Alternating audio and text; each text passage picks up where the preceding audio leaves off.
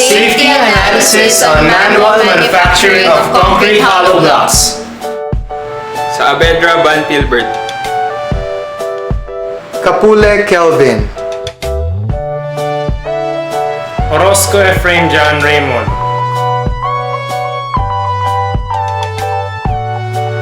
Asahar Jana. Mojica Van Miguel.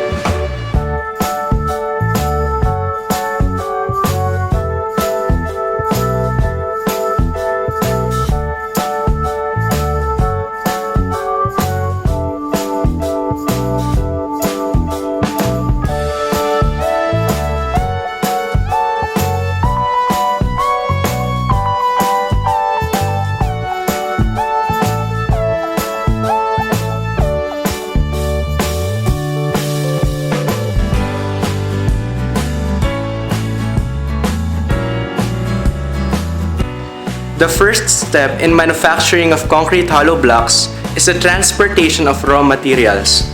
The worker shovels the white sand until the trolley reaches its full capacity. The worker lifts the trolley partially in order to push it going to its destination, which is the mixer.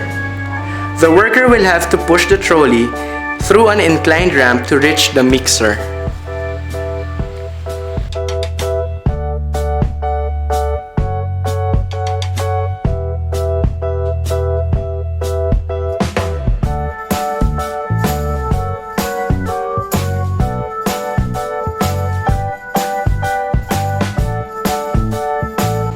The second process for manual manufacturing of concrete hollow blocks is the mixing of all raw materials.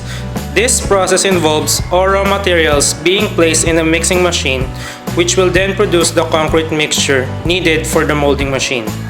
The mixing process starts with putting all the raw materials, which include the sand, cement, and water, in order.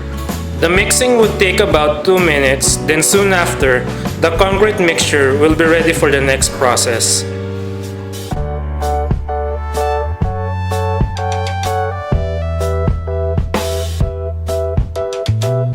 The concrete mixture is unloaded from the mixing machine in a 2 square meter space. From then, the process of molding the hollow blocks begins.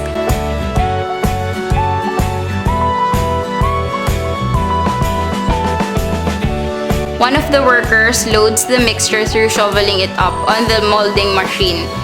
The workers does this 5 to 7 times to fill up the metal tray, which can produce 3 hollow blocks.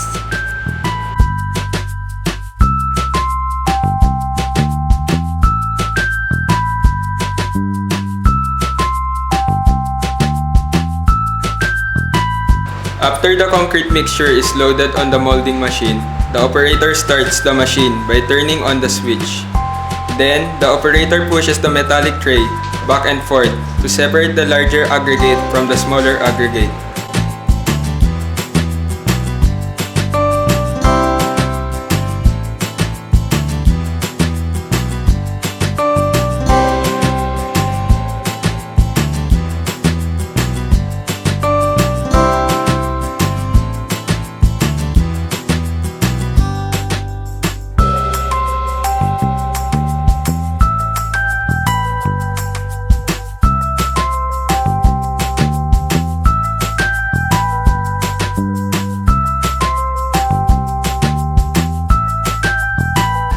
Then, the operator pulls down the metallic rectangular frame to congest the hollow block and form the final product.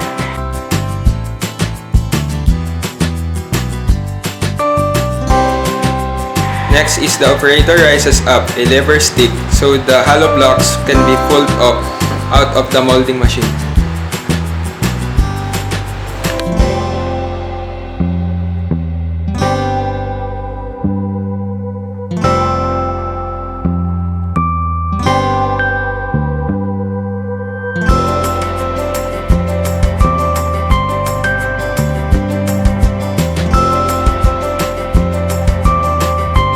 The newly formed fresh concrete hollow blocks are then transported to the drying rack manually.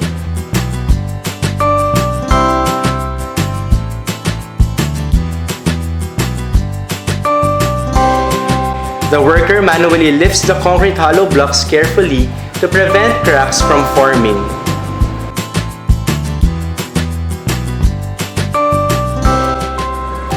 Palletizing.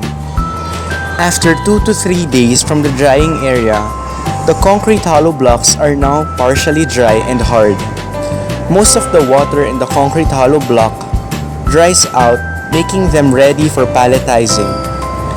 The pallets from the product are removed by partially lifting one of its side and hitting the pallet in its bottommost part with another pallet. Since these pallets are greased before using, the pallets are easily removed by the application of small force. This process is done for each piece of concrete hollow block, after which they are transferred and stacked to another section of the drying area, making them ready for pickup of customers and for delivery purposes.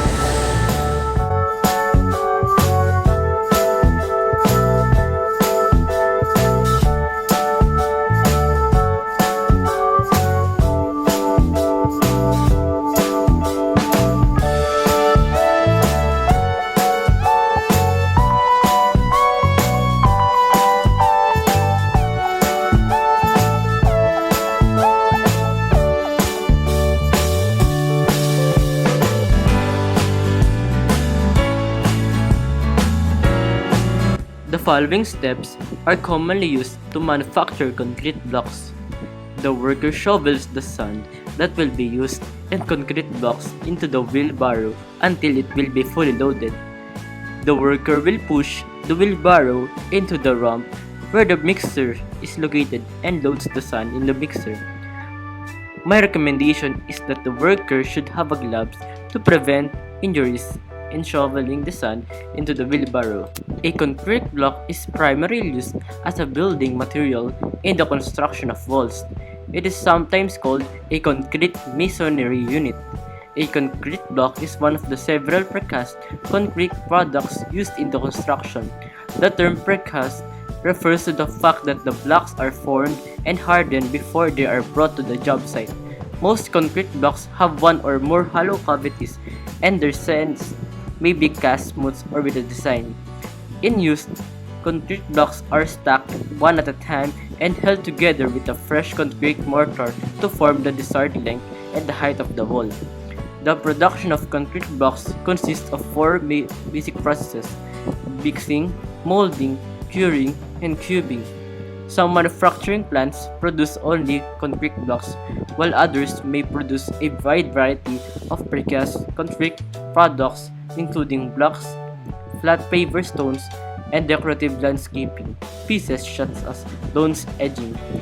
Some plants are capable of producing 2,000 or more blocks per hour.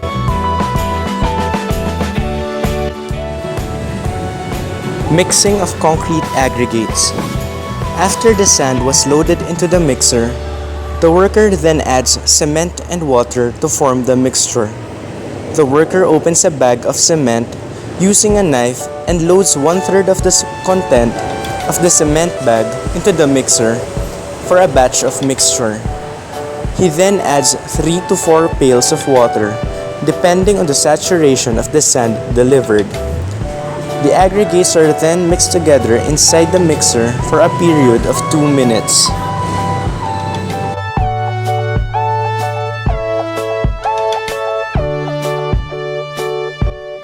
Looking into it, there are several hazards that can be observed, starting off with the space the worker has. A 2 square meter space is obviously small and can be easily filled with the concrete mixture. Hence, it cannot accompany a large amount of concrete mixture the mixing machine is throwing at it. This leads to where the skin of the worker who shovels the mixture touches the concrete mixture. It's a hazard in a way that it can infect present wound or can irritate the skin. To avoid any of it, there are 2 things they can do. First is to improve their facilities by enlarging the space proportion to the amount of concrete mixture their mixing machine is capable of making. This way, even if they mix a large amount of concrete mixture, the space wouldn't be so crowded. Second is to give or instruct the worker to wear boots so the skin won't really touch the concrete mixture. Another hazard that is of main concern is how the worker shovels the concrete mixture. All day, the worker does this to get on with the molding process. Hence, he is shoveling all day. This act can actually cause back injury that will lead to a worker's poor performance. In order to avoid this, the worker must practice and get oriented on how to properly hold and lift the shovel. This way, his back won't get strained that will cause him the pain and the back injury. After the concrete mixture is loaded on the molding machine, the crucial part of the process starts. The operator must have the proper ergonomic movement in order to create the perfect final product. Without it, failure is feasible.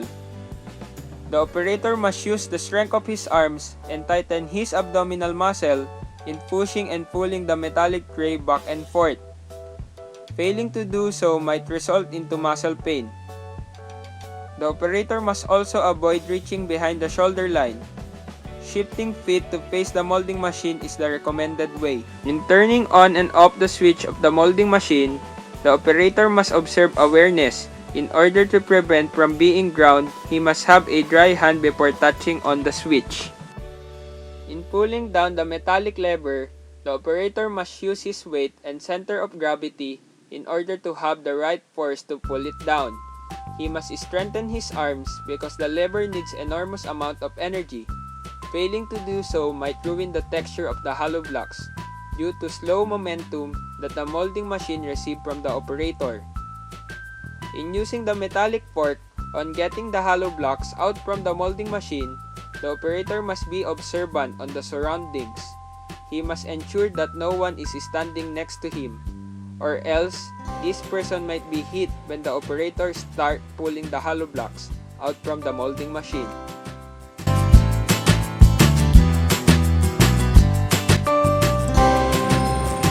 Considering the layout and position of the mixer, which is powered by electricity, there is a hazard of electrocution since an open water source is located near the electrical mechanism of the mixer. The gears are also exposed and does not contain any cover, which poses the risk of any foreign material or worse, workers and their body parts from getting tangled or hit by the moving mechanism of the mixer. The mixing process also emits cement dust and sand dust, which can be inhaled by workers.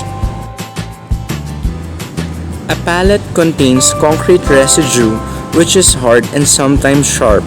This may cause small wounds on the skin of the workers. These concrete residues can also turn into tiny particles, which is almost like cement dust, which can be inhaled by workers. The pallets can cause blisters on the hands of the worker, and the dust emissions also pose great danger since inhalation is the most dangerous input method of any harmful element into the body. The arms and the back of the worker are the most stressed part of his body in this process. Concrete hollow blocks are heavier and more fragile when it comes out of the molding machine, since it contains more water compared to dry concrete hollow blocks. There is the risk of back injury from all the repetitive, awkward posture of stacking these hollow blocks.